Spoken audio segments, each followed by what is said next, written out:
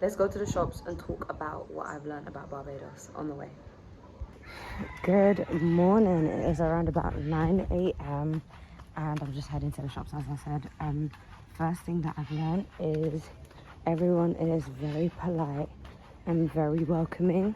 So when you're walking down the street, as I am right now, don't be surprised. Everybody says good morning, good afternoon, good evening, greets you, have a good day, how are you? And it is a genuine interaction, and it's not like a British one where we're like, you're right, and we're not expecting a response. No, they're expecting a response. So yeah, it's really nice because you get familiar with the people around, and you know, they kind of get familiar with you. You know who everyone is around you. That's super helpful.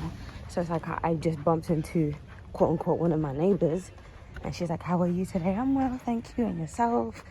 The Lord bless you. Everyone's really what's the word I'm looking for, very biblically inclined, which is great as well for me as a believer. So that's number one. Yeah,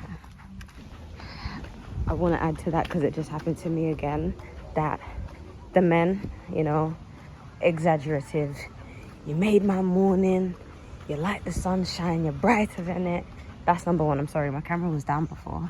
My second thing is that when you're walking down the streets, be mindful because there isn't any real pavement unless you're closer to the town. So as you can see, like, I'm walking in the road, but this is pretty normal. So yeah, that's number two. Number three is Barbados is a pretty flat island, so the heat is different. I've spent a significant amount of time in Cape Verde, and Cape Verde was reaching 32 degrees Celsius, and it was nice. I was tanning, like, I was loving it. I reached 30 degrees here, and I'll be so real with you, I'm embarrassed to say this, but I almost got burnt by the sun. Like, I think I did, if I'm being completely honest.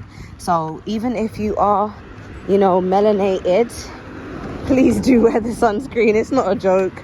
My shoulders for like 2 days were burning, and I couldn't like sleep properly because of it, and it's only just stopped being sore.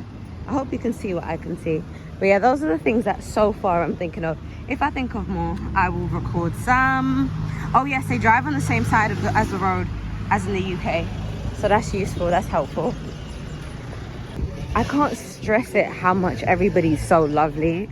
Like, I just went into the shops and it was just great interactions with all like the aunties and the sisters, just lovely. Another thing about Barbados, my next thing about Barbados is if you can drive, you're better off renting a car. And if you can't, get yourself a taxi driver's number from the beginning. Come up with some type of agreement of, I'm staying here, please pick me up a day in advance.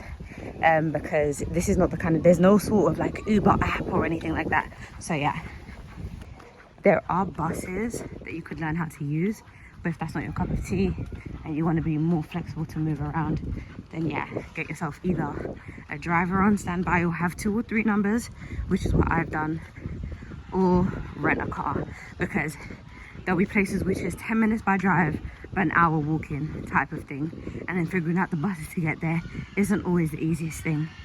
Am I getting breathless? Crazy. The tan is making my skin look graphic, but I've been in Barbados for 4 days now, and those are just a few things that I picked up on. If there's anything else that you've picked up on or any questions that you have about just getting around and stuff like that, let me know in the comments. Thank you for watching this video.